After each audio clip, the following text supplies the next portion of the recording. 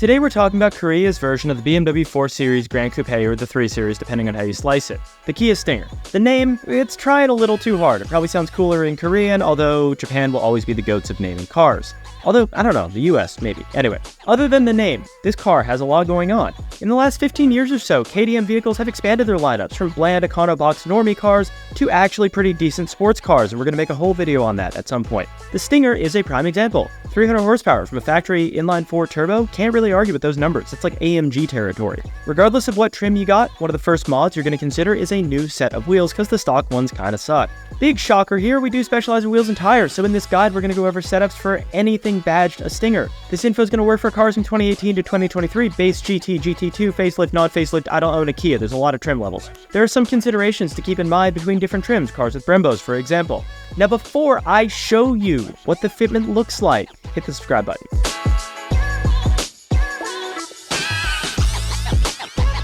We're going to quickly go through the basics you need to know about Kia Stinger fitment. So the basic info, 5x114.3, thank God Hyundai, thank God. M12x1.5, 67.1 hub bore, and an 81 foot-pound. No, I know it's not a Hyundai, it's the same thing. With the 5x114.3 bolt pattern, you have a plethora of wheels to choose from, otherwise there's nothing special about the lug pattern, thread, etc. This is all very similar to what you find on a JDM car, which again, thank God Hyundai, Kia, whatever. Good news, if you're squeamish about rolling fenders, these cars typically don't need the fenders rolled unless you're really doing something you're not supposed to be doing. Now, with that, there's always a trade-off. The front strut does have clearance issues. There's minimal room to fit wide wheels in the front of a Stinger due to problems with the wheel's inner lip contacting the strut. Similar to our 1 Series video, by the way. This is one reason you will always see staggered setups on these cars, sometimes with the rear being 2 inches wider than the front. There's simply just not a ton of room, and it doesn't make sense to run staggered wheels on a rear-wheel drive. That, and it just doesn't make a lot of sense. Anyway, if you want to play it safe, as many do, go with an 8.5 in the front.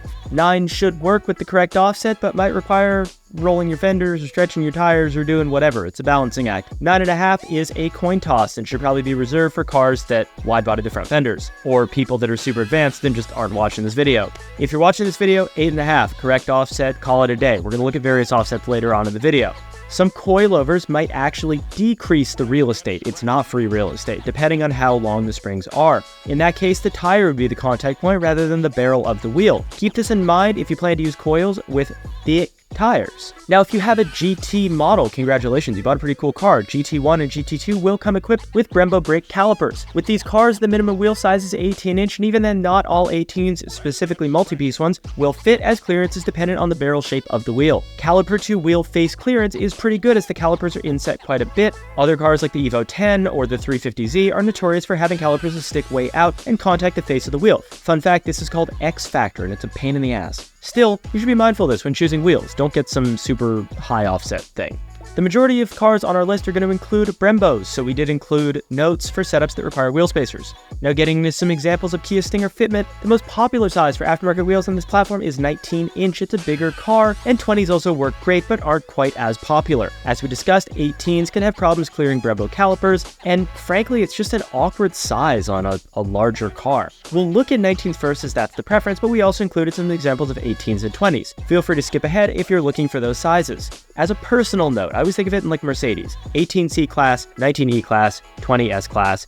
If the car's around the same size, run the same size wheel, personal thing. This first one is on Avantgarde M580s, 19.8.5 plus 35, Pilot Sport, 255/35/19 tires, with a 19x8.5 plus 35 out back as well, same tires. This one is mild. This is what a squared set of Avantgarde wheels looks like on a GT1. As we can see, these wheels fit the Brembo caliper without the need for any spacers. This car's at stock ride height. With these specs, it's not surprising. These are what we consider to be just like bolt-on and go sizes. There's no rubbing issues. The front fitment's okay, but these cars can run much larger rears, which is mostly why we will see staggered setups on them. This setup is best for someone who's looking for OEM plus fitment for their daily driver. If you just want to buy wheels and bolt them on and go, 8.5, 35 on almost any car ever, just put it on, call it a day. No, it's not flush, no, it's not crazy, just it works. Next up, NK PF05 19.8.5 plus 38, effective 20 23 with a 245/35 tire, 9.5, 45, effective 40 with a 285/30 tire. H&R lowering springs, no rubbing. Spacers, obviously.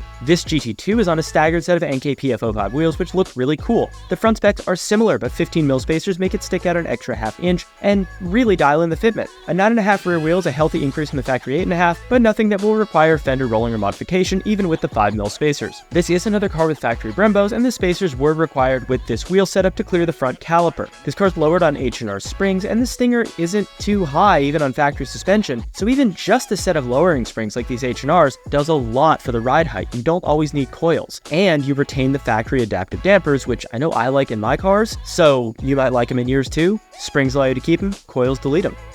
Next up, Audhan AFF7s, 19.8.5/35, 30 offset with spacer, Continental Extreme Contact, 255/40/19s. In the rear, you're looking at a 9.5+35, same wheel with 275/35/19. BC Racing coilovers, 5mm slip-on spacers in the front to clear the caliper and the strut and all that jazz. This is the perfect spec for flush fitment that doesn't require rolling or trimming. Once again, we see these wheels fitting over the Brembo caliper. The 5mm spacer just makes it a little bit safer, makes the clearance a little better. The front and rear tires are sized up to match the wider wheels, and this is the first Stinger on our list that's fitted with coilovers. In this case, you're looking at BC Racing, which you can get at the link down below. Buy some BCs down there. Compared with cars on lowering springs, this is at about the same ride height. The reason to go with coilovers is for some serious spirited driving, being able to adjust the dampening on control and rebound, or on compression and rebound, whether that be at the Starbucks drive-thru or at the racetrack. If you're looking for coilovers, again, I know I just said it, but buy them down here. Buy BCs. We sell them. Link down below. Best price. This next Stinger is running 19/9.5+22 with Falcon FK460 225/40/19s and a 1910.5+22 with Falcon FK460 245/40/19s. This one's on Bag Riders air suspension, carbon fiber stuff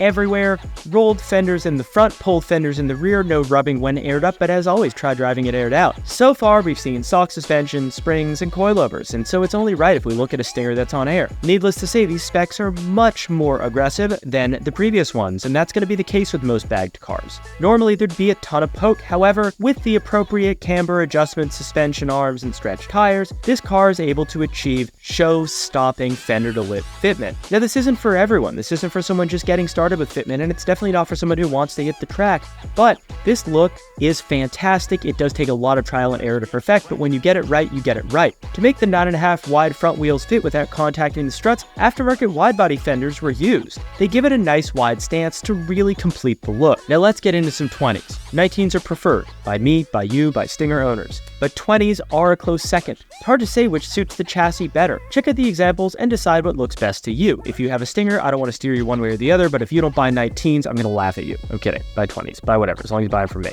Vossen VFS6 20/8.5+32 245/35/20 Hankook Ventus V12 tires. In the rear, you've got a 20/10.5+45 with a 285/30/20 tire. Lowered on KW springs, which are a fantastic lowering spring product. 20s and lowering springs are going to give you a similar look to this. This staggered setup with 8.5 fronts and 10.5 rears is reminiscent of big shocker BMWs and shows just how wide you can go in the rear on these cars. Other than the 10.5 rear, this is very familiar territory in terms of offset, tire size, and all that jazz. With the correct size of tire, 20s aren't difficult to fit, in this case 245/35 and 285/30. No modifications were needed to the fenders to make this work. Strut clearance is no more of an issue on 20s than it is on 19s, as the problem area is the stock body rather than the spring perch. Hypothetically, you could throw on some 24s and still be fine, but don't do that. Or do. Maybe do that. If you put 24s on, I'll give you a discount. It'll look cool.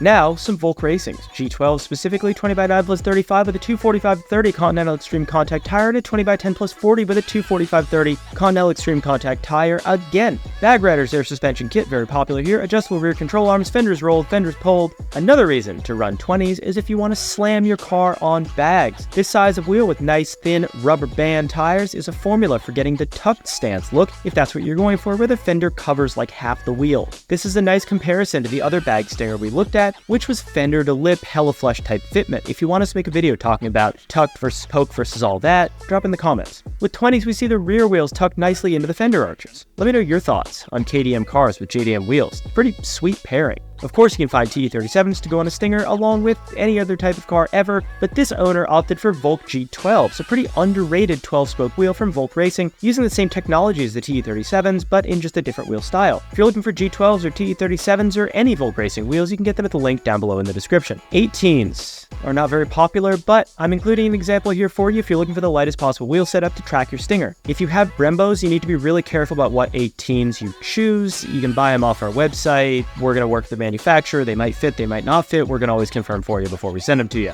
Koenig Ampliform 18x8.5 plus 35 with Bridgestone Potenza 225/45 18s and the same fitment in the rear. This one is on stock suspension. There's no rubbing and the wheels fit the factory Brembo without spacers. We can say for certain that Koenig Ampliform wheels will clear the factory Brembos, at least in this sizing, with no issues, as we can see with the Stinger GT2. If the wheel specs look familiar or a little bit conservative, it's because our first example had the same specs, but these are 18s instead of 19s. They're a great option if you want to have a cheaper tire, if you want to have a more daily drivable setup. The owner did choose pretty narrow tire, as we can see these cars handle 255/35 or even larger without much of a fuss. And as far as 18s go on these cars, they definitely look a little bit small. If you're looking for something ultra light, this will meet your needs, but I would assume that you probably want to be running a more aggressive setup here on a lowered car for more of like a track type setup. If you want something more aesthetically pleasing, you could consider sizing the tire up to something a little bit beefier, 245/45 or 255/40. Some people might be sleeping on the Stinger. It's not going to get you as many likes on the gram as the Euro or JDM equivalents, but it's just as capable. One way to get your Stinger noticed is with a nice set of aftermarket wheels, and gosh, I wonder where you could get them. It's almost like you're watching a wheel company's video. I hope you got all the information you need to feel confident ordering wheels, but if you don't, contact a fitment expert using our website. The important detail is to make sure you don't go too wide or order something with too much backspacing, i.e. too high of an offset. An 8.5 or 9 in the front with a 25/35 offset is going to work great. In the rear, you can run 9.5 to 10.5 with a 35/45 offset. We have thousands of options to choose: dish, monoblock, aggressive fitment, concave, OEM plus. Check out the link down below in the description to get the perfect wheels for your Stinger. After you get a setup, please share it in our vehicle gallery, which helps others dial in their fitment and lets you show off your car. Thank you so much for watching. Hit the subscribe button, hit the bell button, drop a comment down below, like the video, share it with your friends, and I'll see you in the next one.